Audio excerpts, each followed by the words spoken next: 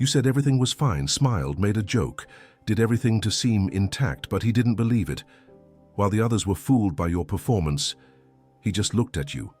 Not a curious look, nor worried, but firm, silent, like someone who detects something that no one else dared to notice.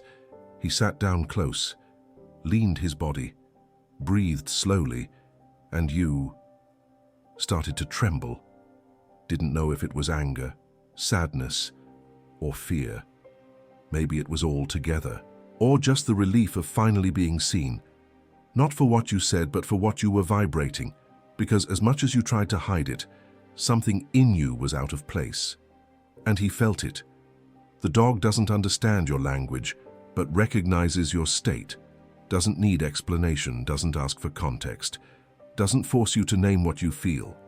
He just listens, with the body, with instinct, with silence.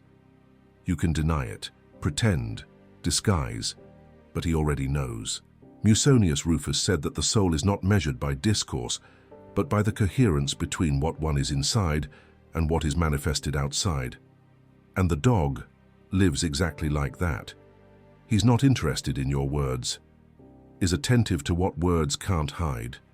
You may have said, "I'm fine," but your body was more tense, your touch more insecure, your movement irregular. And that's what he heard, because the dog hears with touch, with the scent, with the perception that ignores social theater. He feels what you don't name, and when he stares at you with that silent look, it's as if he's saying, "You can lie to the whole world, but not to me." The pain you hide, he sees. The anxiety you disguise, he absorbs.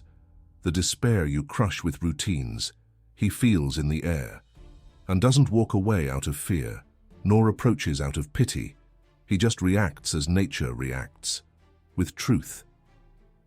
Musonius Rufus, master of Stoic simplicity, would say that this is virtue, because only integral beings don't need words to recognize what is essential. And maybe that's why, in days of internal disorder, he's the one who stays by your side, even when you no longer know how to explain yourself.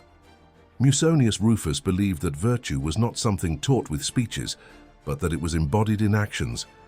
It wasn't about talking about ethics, but about living ethically. For him, the wise man was not the one who had perfect arguments, but the one who had coherence between soul, speech, and gesture. And that's precisely why the dog understands you, because he is not guided by words, he is guided by coherence. And when you break inside, even if you keep smiling outside, he feels it. Musonius said that the Stoic ideal is to live in such alignment with nature that even your silence is an expression of truth. And perhaps the dog is the closest being to that, because he never lies, never disguises, never responds to what is not real. Do you call him with feigned animation? He hesitates. Do you feign calm with your body in tension? He doesn't approach. Do you say, "It's okay," with fleeing eyes? He just watches, but doesn't believe it.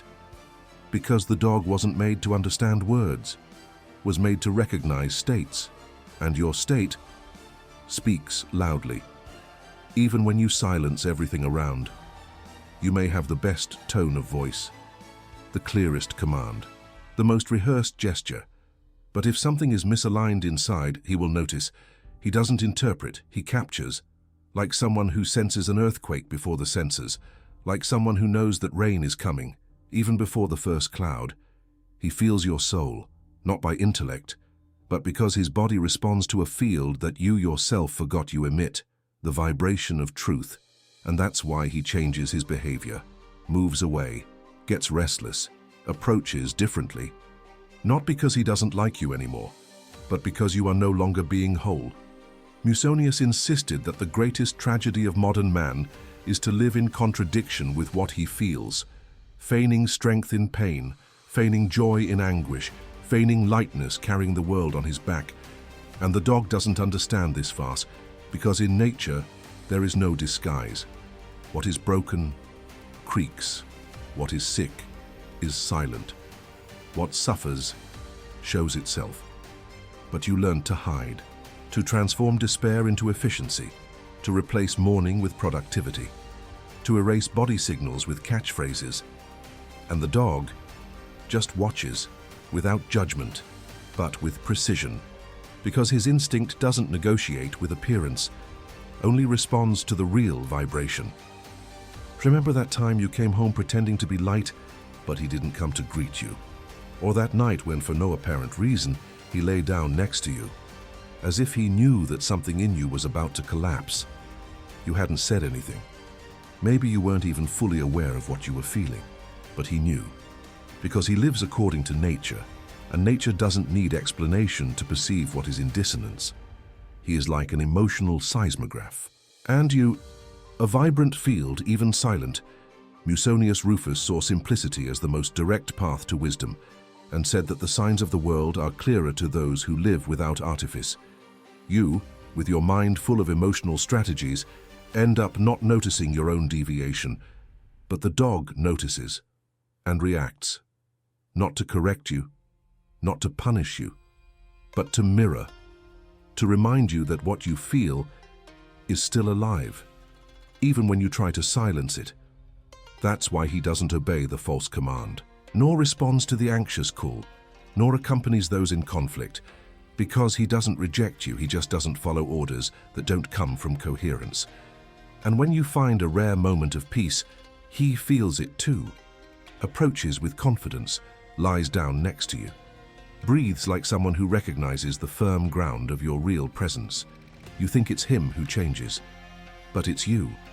The dog just responds, with loyalty to what is true, with sensitivity to what is invisible, with a listening that is not deceived by what sounds beautiful, but vibrates crookedly. And that is a lesson that the world doesn't give you, but that he offers you every day, without words, without thesis, without charge, just presence and perception.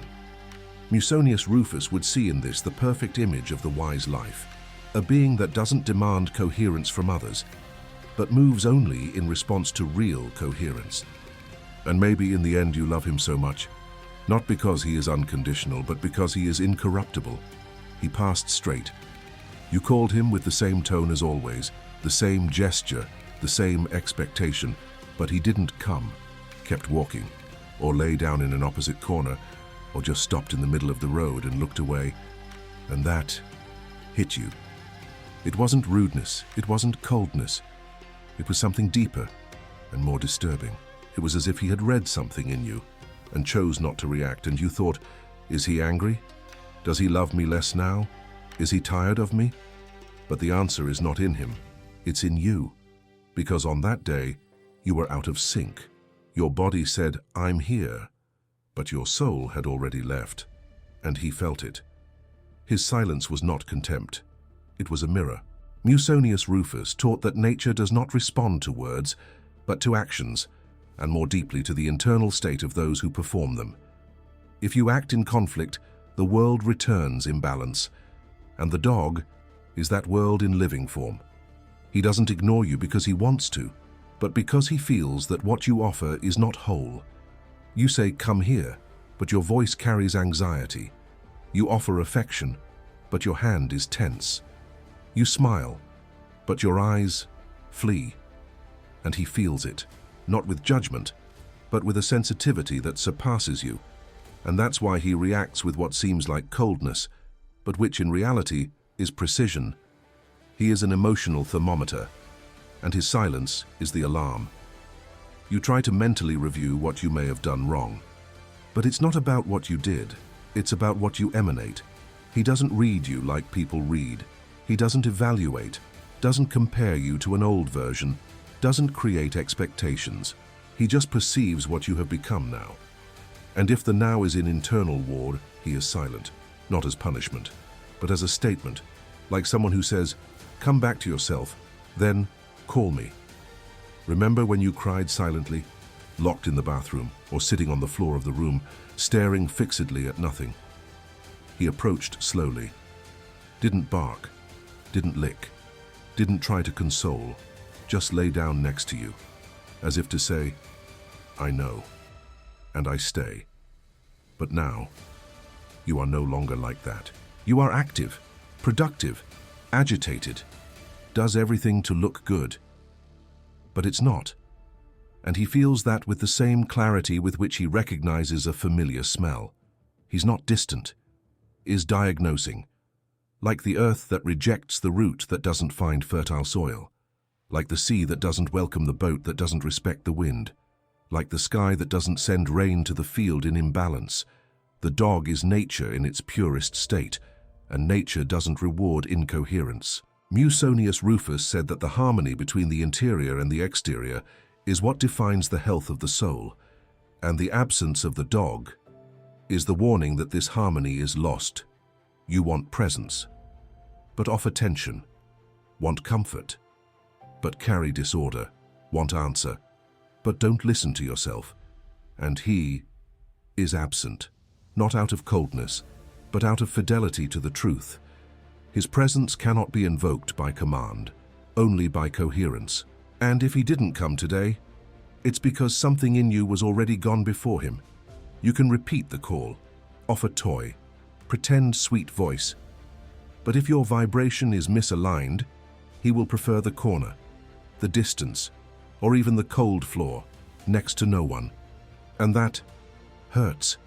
It hurts because you feel you lost something. But deep down, you know, it wasn't him who was absent first. It was you. And now, he just reacted. As nature always reacts. Without drama, without blackmail, without explanation. Just with fidelity to order. You can't lie to him.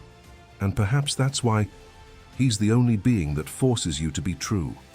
Not with words, but with state. You don't speak his language, and he doesn't speak yours. But, strangely, you understand each other, as if there were a code that escapes words, as if emotions no longer needed to be translated.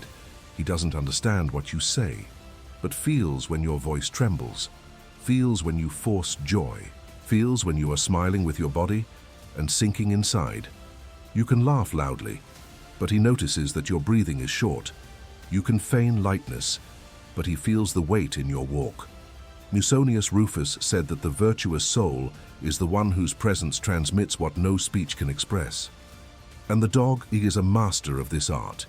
He feels what you transmit, even without intention, and responds with a language that can only be understood with an aligned heart.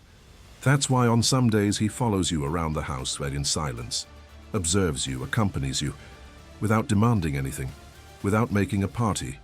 And you, even without knowing why, feel less alone, because that quiet presence speaks more than any discourse. Other times he moves away, observes you from afar, cuddles in a corner, is silent, and that hurts you. But it also reveals to you there is something in you that needs to return to the center, something that you yourself were avoiding looking at. You call, but he doesn't come. You try to play, but he's not interested. You offer affection, but he doesn't accept. And then, in a flash, you realize it's not him, it's you.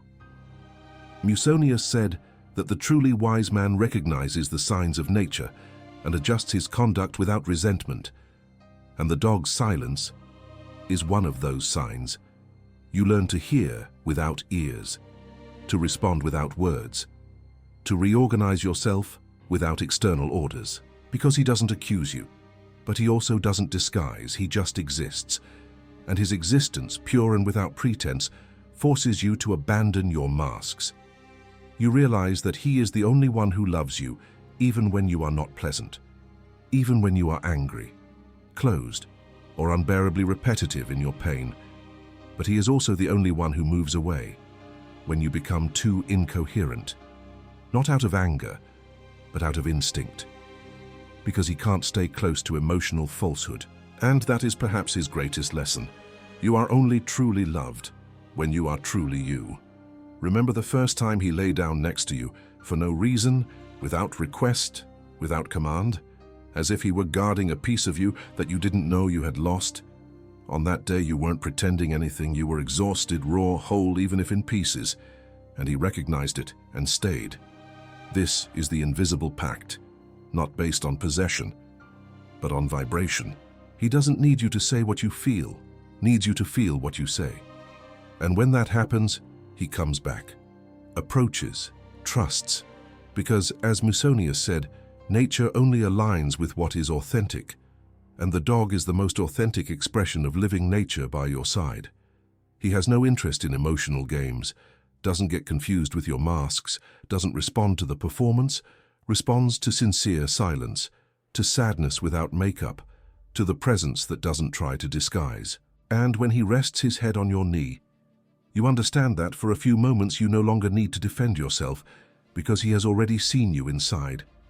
And even so, stayed. You didn't hold back, couldn't, collapsed. Soundless tears, eyes fixed on a point that doesn't exist. The body curved as if carrying the weight of an entire unspoken life. And he was there, stopped, without judgment, without fanfare. He didn't demand strength, didn't ask for explanations, didn't wait for you to recover, just stayed. Musonius Rufus said that the noblest presence is the one that doesn't demand a mask and is not frightened by the nakedness of the soul. And that's what he offers. Presence, not out of necessity, but out of integrity. He saw you in pieces, felt you at war, and even so approached, rested his head, looked at you slowly, and breathed together as if lending his own calm to those who no longer knew how to breathe. He doesn't understand you with his mind, but recognizes with his body what the whole world refuses to see, that your pain is legitimate, and that, even in it, you still deserve company. You don't need to be consistent with philosophy. You don't need to demonstrate courage all the time. You don't need to be the example of strength. He doesn't expect that. He only asks you for one thing, that you be present, in whatever way you can, even flawed, even broken, but real. Musonius taught that the true Stoic is not the one who doesn't feel, but the one who doesn't pretend. And perhaps the dog has already understood that before you. He is not impressed with your control, but trusts when you surrender to your own truth. That's why he remains, when you stop hiding, when you give up pretending, when the mask slips, and what's left is just a tired human trying to find some ground. He doesn't need words, because what is between you was built without them. And therefore he is the only one who can stay without charging you for coherence, because he feels when the soul is whole, even if the world collapses outside. Musonius' wisdom is made of ground, not pulpit. He didn't preach unattainable ideas, preached habits, truth, agreement between gesture and intention, and the dog lives exactly like that. That's why you feel safe with him. He doesn't charge you anything, but demands without saying that you be you, and if you are, he won't leave. Even in mourning, in anger, in anxiety, in fear, he only moves away when you move away from yourself and comes back when you start to come back too. You thought it was him who needed to be guided, but now you realize that it was him who was guiding you.